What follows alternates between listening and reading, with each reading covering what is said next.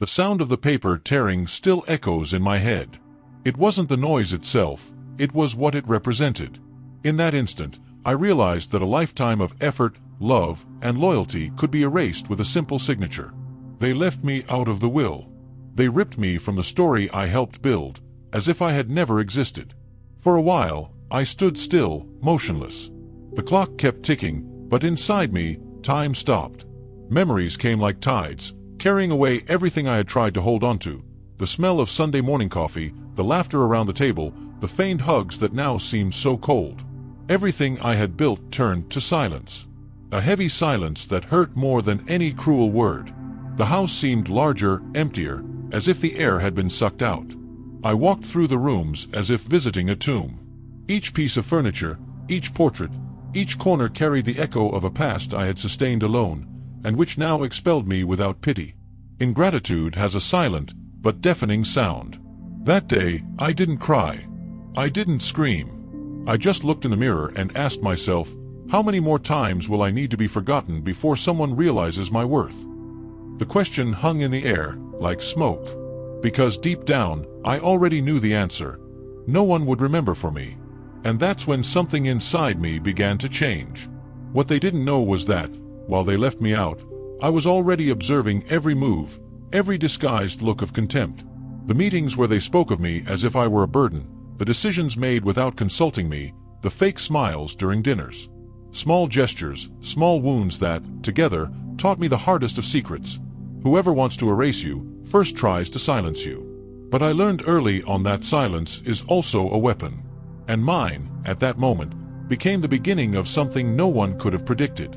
There was a strange calm in accepting the role of the forgotten one. Because what is invisible also observes. And what observes, learns. They thought they had won. That the woman who wiped away tears, paid bills, and cared for everyone with unconditional love would remain silent in the face of exclusion. That I would accept ingratitude as an inheritance. But those who have survived a life of closed doors learn to forge their own keys. While they celebrated what they thought was a victory, I began to write something that would change everything. Not a thoughtless act of revenge, not a direct attack, but a secret. A secret that grew inside me, patient, like a seed beneath the earth. Invisible, but alive. And when the right time came, when everyone was distracted by the glitter of what they believed they possessed, this secret would blossom. Not in shouts, but in truths. Not to hurt, but to show what it truly means to have power.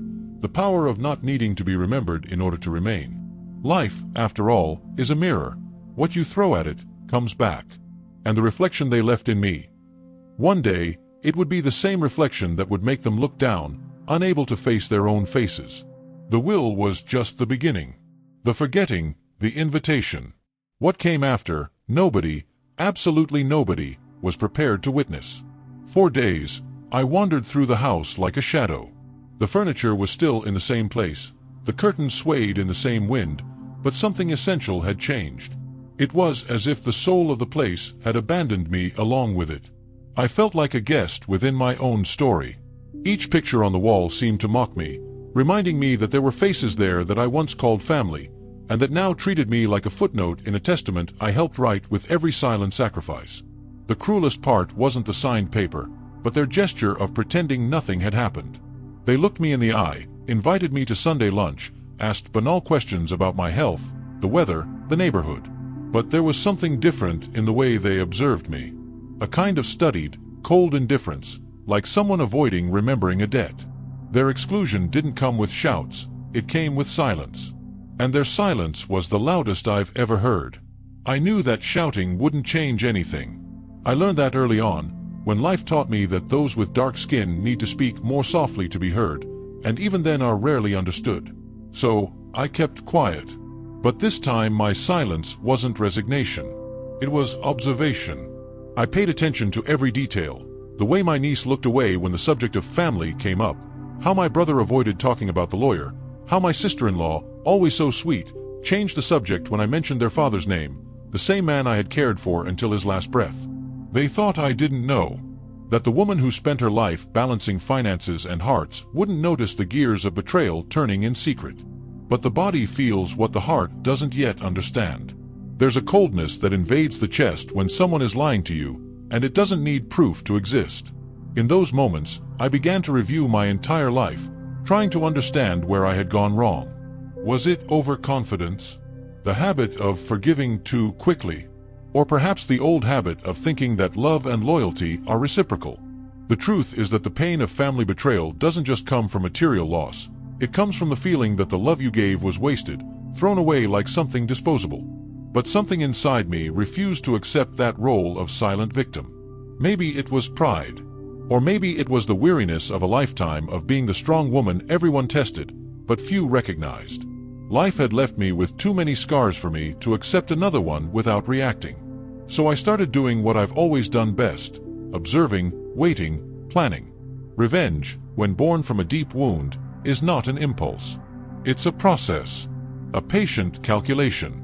And I had time. Time and memory, the two most dangerous weapons a woman can have. With each of their visits, I smiled. I served coffee, asked about the grandchildren, pretended not to notice when they exchanged knowing glances. I let them believe they had defeated me, that oblivion was my new home. But inside me, a silent flame grew. And I knew that, once it burned, there would be no way to extinguish it.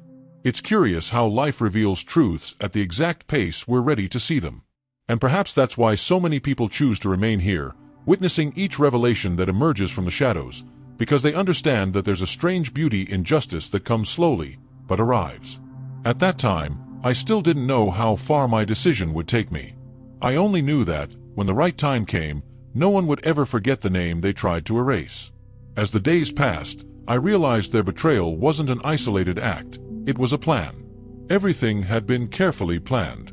The will, the conversations with the lawyer, even the way they distanced me from household decisions. Like a puppet, I was led to believe my presence was merely symbolic, that my voice no longer held any value. The most perverse thing was the nonchalance with which they treated me, as if nothing were happening. The coldness didn't come from words, but from subtle gestures, a gaze that doesn't linger, a hand that withdraws too quickly, a calculated silence mid-sentence. That's when I started noticing the contrast between what they said and what they did. While they spoke of family, their eyes betrayed impatience. While they promised loyalty, they avoided looking me in the eye. It was like watching a poorly rehearsed play, where everyone pretends to know the lines, but the truth seeps through the cracks. The house, once vibrant, became a stage, and I was the only one who could see the hidden script. Some nights, I would sit alone on the porch, looking at the yard I had tended for so many years.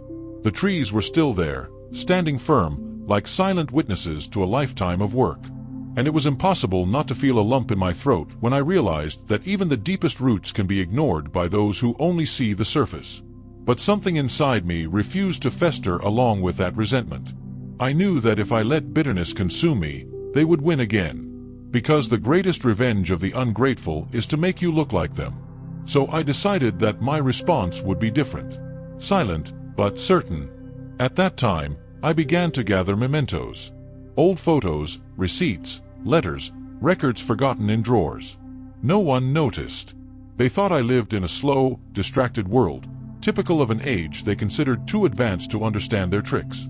Little did they know that each of my gestures was a carefully calculated step. Time has a curious way of revealing intentions. The more I remained silent, the more they showed themselves. And it was on one of those silent days that I saw something that confirmed everything. A whispered conversation between my nephew and the lawyer, while I was passing through the room with the coffee tray. They stopped abruptly. They pretended it was about business. But the way they looked at each other, I had seen that look before, the look of someone who believes they have won. Back in my room, I sat on the edge of the bed and let the heavy air of truth envelop me. Fear and anger mingled like two storms ready to collide. But through the dark clouds, a ray of clarity emerged. I didn't need to confront them yet. I needed to let them believe their plan was working. And so, I began to act as they expected. More quiet. More distracted. Sometimes, I feigned confusion, forgot names on purpose. I let them believe I was becoming weak, vulnerable. And the more they believed it, the more they revealed what they were hiding. I realized their victory depended on my submission. So, I chose to transform it into a mask. And the more they underestimated the woman before them, the more dangerous I became. Sometimes I wondered how far I would go. What would happen when everyone discovered what I had been plotting in the shadows? But I quickly dismissed the thought. It wasn't the right time yet. Patience was needed. Justice, when served too soon, becomes confused with revenge. And I wanted something bigger. Not just that they felt remorse. I wanted them to see their own reflection, to recognize themselves in the choices they made, and for the weight of that to stay with them for the rest of their lives. And deep down, I knew, the secret I would leave them would be more than an answer. It would be a lesson. One that would burn slowly, until the very last day. What haunted me most wasn't what they did to me, but what it said about who I had been to them. It was as if, at some point in the journey, I had become invisible, a useful presence, but faceless, without a story of my own. I spent years believing that love was enough. That caring, listening, and being available were sufficient proof of worth. But in that cold room, faced with the absence of my name, I realized that love, alone, protects no one. There were nights when I would wake up in the dark, my heart racing, as if I could still hear their voices reducing me to nothing. Then I would get up and walk to the mirror. The woman reflected there looked different. Her silver hair betrayed the passage of time, but her eyes had a sparkle I hadn't seen in decades. An ancient sparkle, the same one I had when life was still an open field and not a corridor of locked doors. It was there, in silence, that I decided to remember who I was before I was forgotten. I started with small gestures. I took off the black dress I'd been wearing since the funeral and put on a red blouse. I opened the windows they'd kept closed, letting the light in. I made strong coffee and sat in the kitchen, watching the steam rise, imagining that perhaps life was like that aroma, invisible but impossible to contain. And as the sun touched the ground, I understood something simple. The pain wasn't the end. It was a reminder that I was still alive. From that point on, I began to move differently. Calmly, but with direction. And it's curious how, when you rediscover your strength, the world seems to notice. The same people who treated me with disdain began to notice my silence in a different way. It was no longer the silence of someone who accepts, but of someone who prepares. And it is at this point that many feel the impulse to support this journey, leaving a silent sign that the message touched them, because everyone, at some point, has been left out of something they helped to build. While they continued on, confident in their own selfishness, I returned to tending to my memories. I opened old boxes, reread yellowed letters, found forgotten photos of smiles that seemed from another life. In one of them, I was surrounded by all of them, still small, still innocent. I held the photo for long minutes. I felt a strange mixture of anger and tenderness. How can love endure even after disappointment? How can the memory still warm the heart, even when the present freezes everything around it? These questions haunted me as time went on. Each day was a dance between forgiveness and the desire for justice. Part of me just wanted to disappear. Another part wanted to see each of them confronted by their own ingratitude. But above all, I wanted them to understand, not through words, but through action, the weight of underestimating those who only wished them well. It was in that space between resentment and lucidity that my plan began to take shape. It wouldn't be driven by blind revenge, but by precision. I knew they trusted too much in appearances, and that it was precisely in them that I would find my way. After all, who better to hide a secret than the one everyone believes to be incapable of keeping it? Life, I realized, is made up of cycles that close when the truth prevails. And perhaps my mission wasn't just to recover what was taken from me, but to show that no exclusion can erase what was built with soul. Deep down, I felt something approaching, a turning point, a revelation. The air around me seemed denser, as if the entire universe were holding its breath along with me. I didn't yet know exactly what would happen, but I could feel it. When the secret came to light, nothing, absolutely nothing, would ever be the same again. There was a day when I woke up and realized that the fear had shifted. It was no longer in me. It was in them.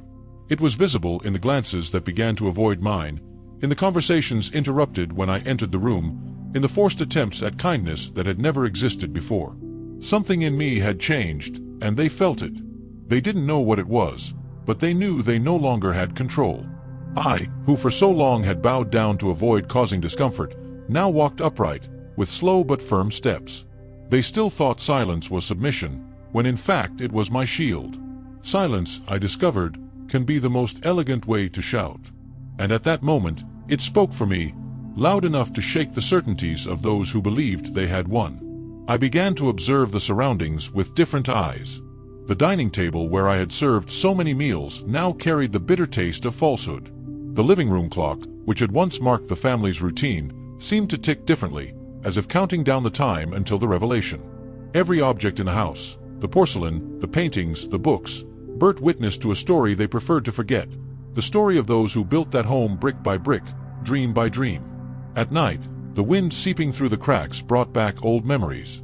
The sound of the rain hitting the roof reminded me of the nights I stayed awake, sewing clothes for their children, to pay the bills and keep alive the house they now denied me.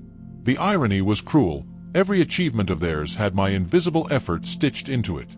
And it was in this realization that I found my strength. I began to understand that there is immense power in becoming what they fear most, someone who doesn't need validation. The woman they wanted to erase not only remained standing, but now carried a light that exposed them, without needing to point the finger. It was the kind of power that cannot be bought or inherited.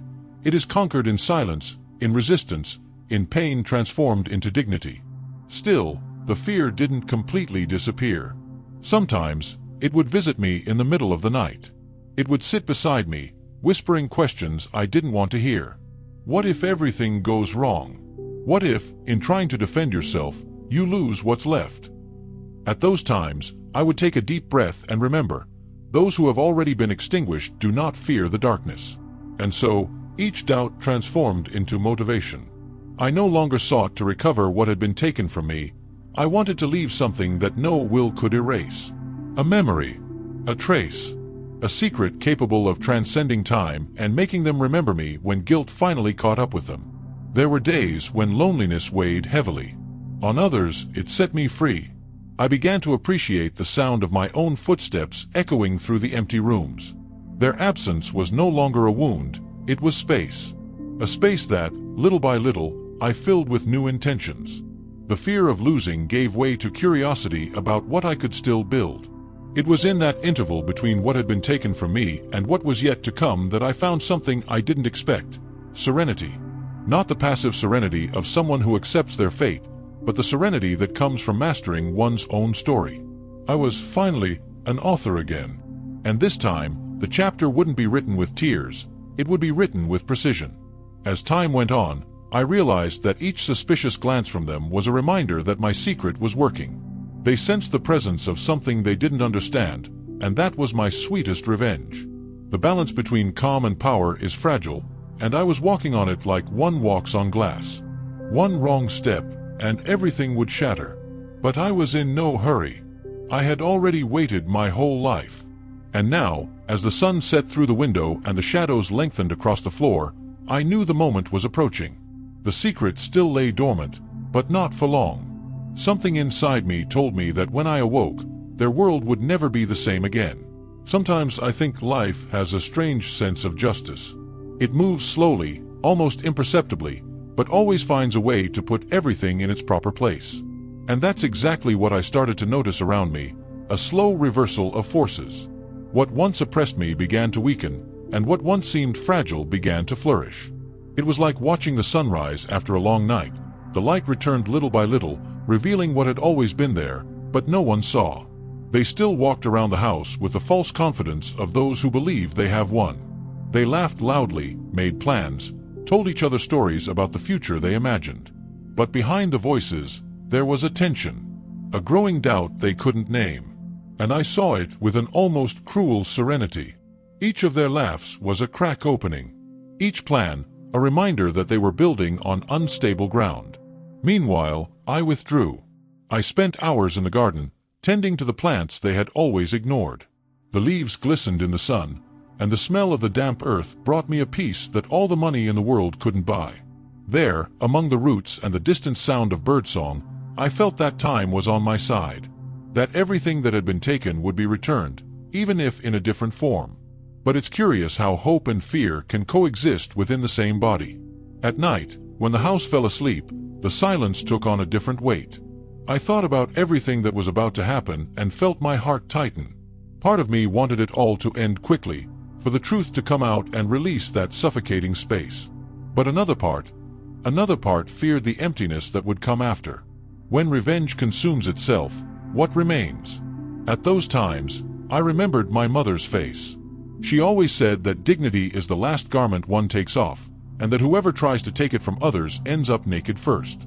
I smiled to myself thinking about it, imagining the moment when each of them would see, with their own eyes, the reflection of their choices. It was a thought that gave me strength, but also a strange melancholy. Because deep down, even though I wanted justice, part of me lamented what was lost forever. There were days when the wind carried voices from childhood. Old laughs, the sound of games in the backyard, the noise of the gate opening when everyone arrived for Sunday lunch. They were memories that came without warning, piercing the chest like a double-edged knife, cutting and healing at the same time. It was impossible not to feel nostalgic for the time when love was still simple, before it became mixed with inheritances, jealousy, and ambition. And yet, something inside me knew that all of this had a purpose. That the pain I was experiencing now was the mold for something greater. That I needed to go through this darkness so that the light that would come afterward would truly be mine, not inherited, not granted, but earned. The contrast between what I felt and what I saw was almost unbearable. On the outside, I maintained my serenity intact, the same restrained smile, the same slow gestures. Inside, a whirlwind. It was like walking through a minefield of emotions. With each painful memory, I had to decide whether it would weaken me or make me stronger. And, without realizing it, I was becoming something I didn't even recognize myself, a woman who mastered her own destiny with an almost frightening calm. Sometimes I find myself watching the sunset through the window and thinking about everything that could have been different. If they had given me just a little respect, a little gratitude, none of this would exist. But perhaps it was necessary to go through the pain to understand the power of silence. Because silence is not absence, it is pure presence, and now it was all mine. The secret grew. Not like a weapon, but like a revelation waiting for the right moment. It was no longer about revenge. It was about memory. About ensuring that my name, my story, wouldn't be erased in the cowardly way they tried. And, deep down, I knew that the impact of this wouldn't come in shouts, but in stares. Because nothing weighs more heavily on the conscience than being forced to face the truth when it's already too late to turn back. Still, there was something unsettling about this waiting. Sometimes, the fear returned disguised as calm. It was a new fear, the fear of finally seeing everything happen. Of seeing the balance shift completely, of witnessing their ruin without feeling the relief I had imagined. I wondered if the emptiness of victory would be greater than that of loss.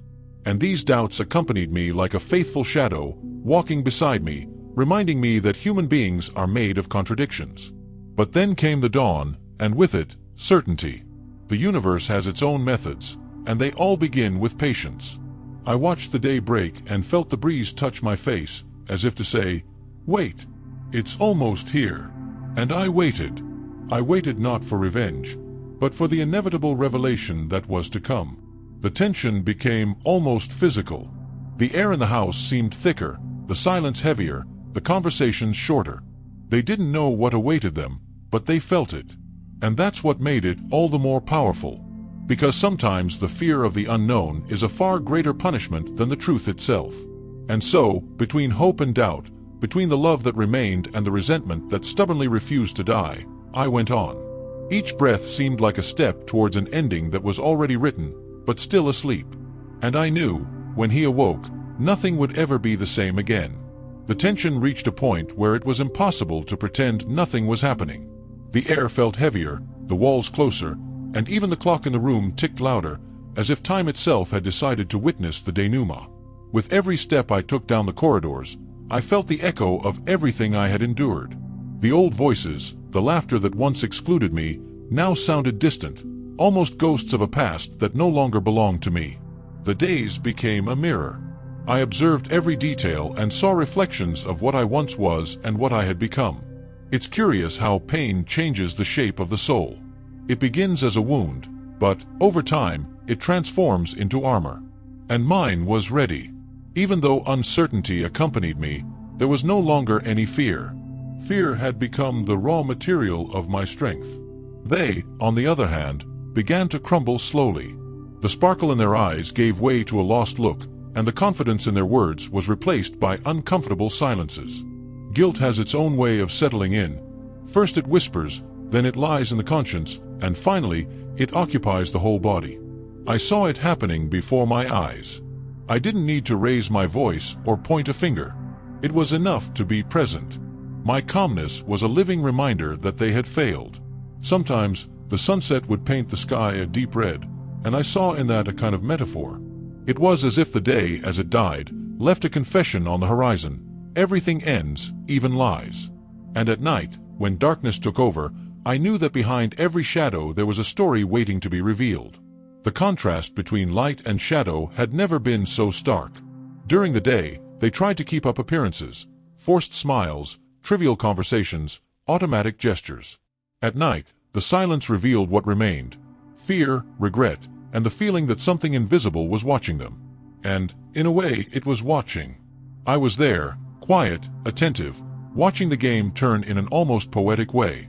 At times, a doubt still lingered in my heart. Does justice also weigh on those who seek it? It was a question that haunted me, not out of regret, but out of humanity. I didn't want to become like them. And perhaps that's why my revenge never tasted of blood, but of revelation. I didn't want to destroy, I wanted to show. To show what happens when love is betrayed by greed. When blood is exchanged for inheritance. Memories came and went like waves. I saw myself younger, believing that affection was enough, that being good would be sufficient to be loved. Now, he understood that boundless kindness is the most fertile ground for abuse. And in understanding this, I realized that the revenge I was preparing was, in fact, an act of liberation. Not only mine, theirs as well. Because, in a twisted way, the truth liberates even those it hurts. One night, it rained heavily. The sound of the raindrops hitting the window seemed to speak to me. Each clap of thunder was a warning that what was to come could no longer be postponed. The secret could no longer be contained in the silence. It was like a tide about to overflow. I could feel it pulsing in every gesture, in every glance he averted. The moment was near, and I knew that when it happened, there would be no turning back. And yet, there was beauty in it. A strange, almost tragic, but real beauty. The beauty of seeing destiny align, of feeling that the universe has its own form of balance. Sometimes, justice is not an act, it's a process.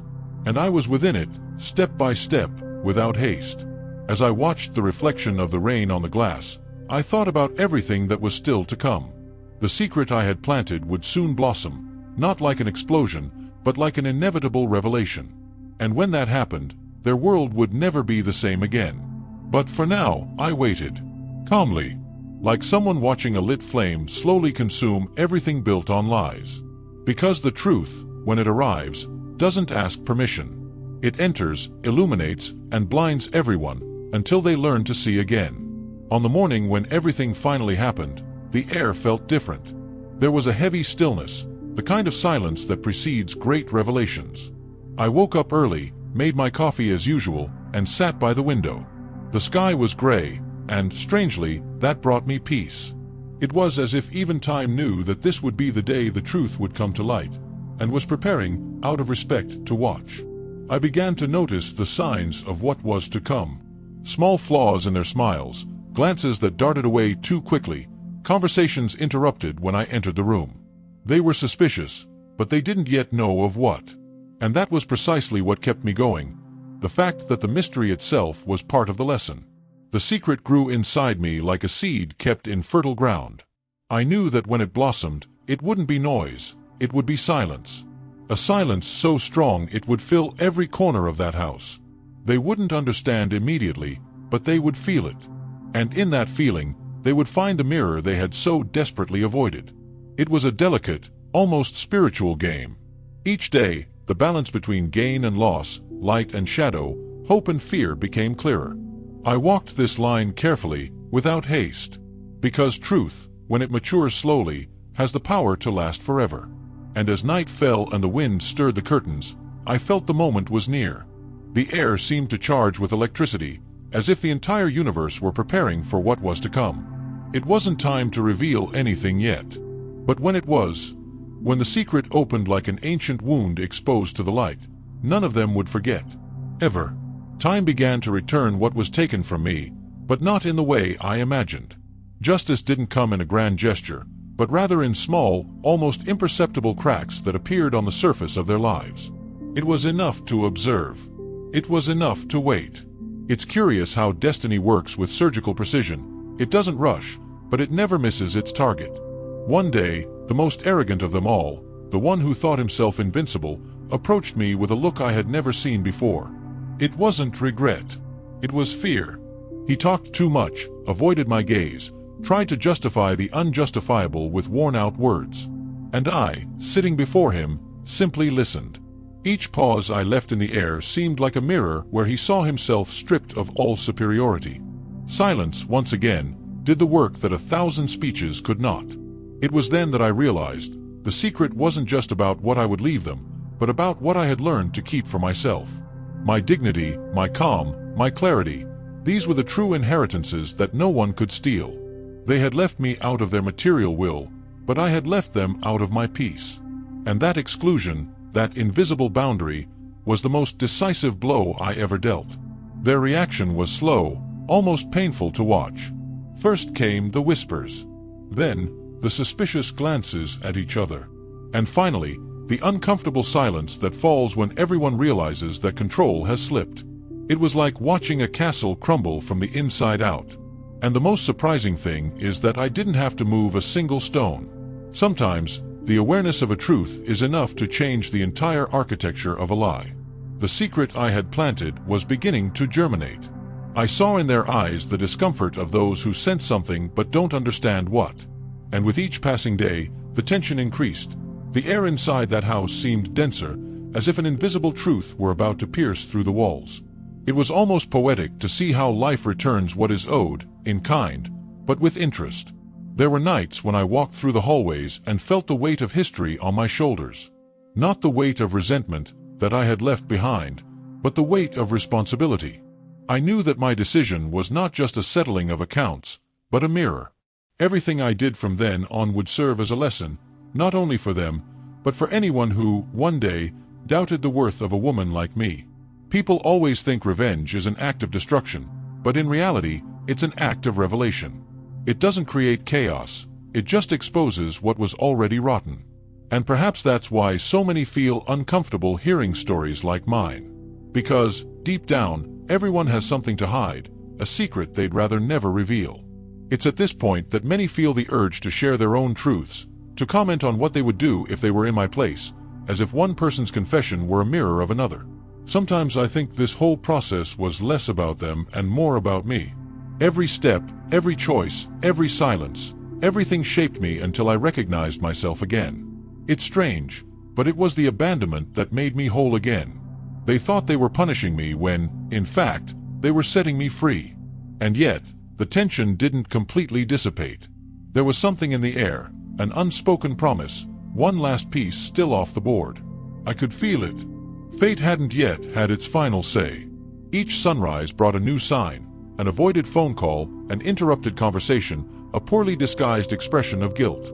They knew something awaited them, but they didn't know when or how it would come. And I, patiently, watched the fear grow in silence. It was the kind of punishment that leaves no visible marks, but corrodes from within. And, between one sunset and another, I understood that my story wasn't just about revenge, it was about restoration. It wasn't about taking back what was taken from me, but about showing that those who are extinguished can, indeed, become light. And when that light finally shines, no shadow will be able to hide it. As the days passed, what had once been just a silent presence transformed into something almost palpable. The secret had taken on a life of its own. It was like an old perfume that, even after being sealed in a cupboard, insists on spreading through the air. I saw the unease growing on their faces, the discomfort settling in little by little, like a stain that won't fade. No one spoke directly about it, but everyone felt it. And this absence of words was what tormented them most. The house seemed to breathe differently. The same space where I was once invisible now watched me back. The walls held memories that only I knew, and sometimes, when the wind passed, it seemed as if they whispered memories they were trying to forget. It was as if time itself had decided to take its revenge as well. And I, somehow, was merely the instrument. Hope and fear danced within me. There were days when I believed justice was certain, inevitable, almost poetic. On others, the weight of uncertainty pulled me down. Had I gone too far? Was I losing myself in trying to balance the scales? These questions came like ghosts in the quietest hours, and I didn't chase them away. I learned to let them sit with me, to listen to them calmly. Because sometimes it is in discomfort that the truth reveals itself. But with each passing day, a small sign confirmed that I was on the right track. An avoided glance. A changed tone of voice. A whispered confession in a hallway. They were beginning to distrust each other, and that was the first real crack. The loyalty that had bound them against me was crumbling, and the most ironic thing is that I didn't have to lift a finger. A lie, when it's born too big, ends up devouring its creator. The secret I had guarded so carefully wasn't made of words, but of evidence. Every document, every recording, every memory, it was all there, waiting for the right moment to be released. And when it came, there were no screams, no chaos. Just a look. Their gaze, paralyzed by what they had discovered. It was in that instant that I realized, justice doesn't make noise. It whispers, and what it says is definitive. The reaction was almost poetic. The shock, the shame, the contained despair, it all appeared on their faces like a living painting. For a moment, I felt pity. But I soon understood that it wasn't about cruelty, but about consequence. They reaped what they sowed, and I merely left the soil exposed. No punishment is more just than that which reveals itself alone, before everyone. People talk a lot about forgiveness, but few understand what it truly means. Forgiving isn't forgetting. It's freeing yourself. And that day, that's exactly what I did. Watching them crumble under the weight of their own choices, I realized there was nothing left for me to carry. The pain, the resentment, even the anger, it all dissolved. What remained was a strange feeling of clarity, almost lightness. It was like opening a window after years of trapped air. Fate has an impeccable sense of irony. Those who tried to erase me ended up immortalized by their own shame. And I, who was left out of the inheritance, became the most remembered name in every conversation, in every memory. It was as if, by excluding me from the will, they had given me something greater, the moral eternity of justice. Because there are stories that time cannot erase, and mine had become one of them. As the day progressed, I felt a serenity I hadn't known in a long time. It was the kind of peace that doesn't come from material victories, but from inner victories. From knowing that the universe, even in its silence, always balances what is unbalanced. And I, standing there, observing the outcome I had built with patience and dignity, understood that revenge, when done with intelligence and self-love, does not destroy, it reveals. That's when something unexpected happened. One of them, the most arrogant one, approached and tried to speak. His voice trembled, his gaze lost. He sought remorse, perhaps forgiveness. But I said nothing. I simply stared at him with the same silence he had used to humiliate me one day. And in that silence, he understood everything. He understood that some wounds don't need answers, only distance. The rumor spread quickly. People who had previously pretended not to see me started looking for me. They wanted to know how I had the courage, how I managed to turn the tables without losing my composure. I smiled. Not out of vanity, but out of gratitude. Because I discovered that dignity is the kind of power that doesn't need to be displayed, it just needs to be lived. And perhaps that's why so many people connect with stories like mine. Because, deep down, everyone has been left out of something they deserved. Everyone has tasted the bitter taste of injustice and the secret desire for reckoning. And when life finally restores balance, there's a beauty that transcends hatred. It's the beauty of rebuilding. That's why, if this story touched something within you, leave a silent sign, a simple gesture, but full of meaning. Sometimes, it's that gesture that keeps the truth echoing. Today, I walk with lightness. The past doesn't haunt me, it only accompanies me as a memory that strengthens me. I no longer expect applause, nor regrets. True victory lies not in seeing them fall, but in knowing that I remained standing. I am no longer the woman who was excluded. I am the woman who wrote her own legacy. And the lesson I leave is simple. When they try to erase you, don't fight to fit in, illuminate. Because those born to be light don't need to inherit anything. Life itself takes care of giving them everything. And if this light has reached you now, if this story has found a reflection in you, stay here. There are many other truths waiting to be told. And together, we will transform every pain into something that shines.